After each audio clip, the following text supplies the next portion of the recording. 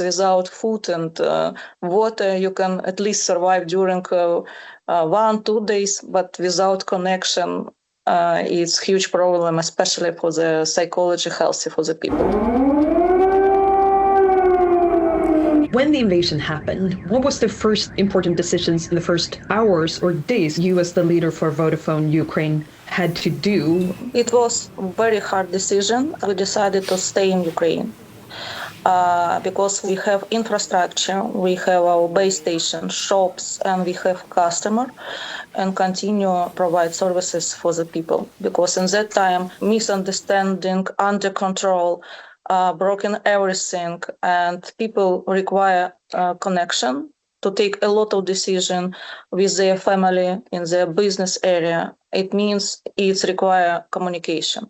And second, we decided decentralize, taken decision internally in the company because it was different location, different situations. All decisions have to be done in the frame.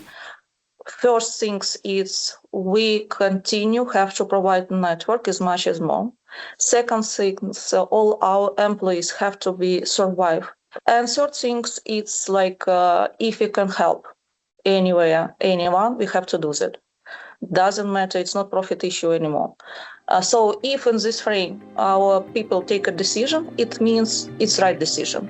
We repair damaged infrastructure in the war zone. We keep the network up and running in the unoccupied territories. More than 621,000 breakdowns, 5,500 base stations built, over 3,000 kilometers of laid optical fiber lines. So you were talking about staff having to protect them. How did you do that? During this time, made in all our technical center bomb shelters. We, together with Global Vodafone, with Vodafone Netherlands, organized some special place for our women and children which decided to go abroad and organize for them office place and all accommodation. We also help financially people from the regional war which were occupied and need to make remove into more or less safe position and location in Ukraine. We need to help them to rent new apartment because in that time price increased dramatically. And also then we understand it's huge pressure and we organize a lot of some program, mental health. We already 4 years under invasion and it's stress, everything accumulated. And a lot of question about psychology and mental health. How are you dealing with that yourself? You have the responsibility of 4,500 people. I actually don't need any internal motivation because you understand you now operate critical infrastructure and it's very important because all evacuation way coming from the mobile phone. All alarm coming from the mobile phone. So also state have to make a preparation about accommodation, food, even electricity capacity. And based on that, they also take analysis all our big data issues. So very hard cooperation between state, civilian, and business. So what would you say that you've learned about leaderships in times of crisis that you did not know before? You know, most things it's about people. I'm surprised they're so much brave. For example, we had a lot of cases when it was very, very risky for the technical team. And we told like, please guy, not doing that job, just survive yourself.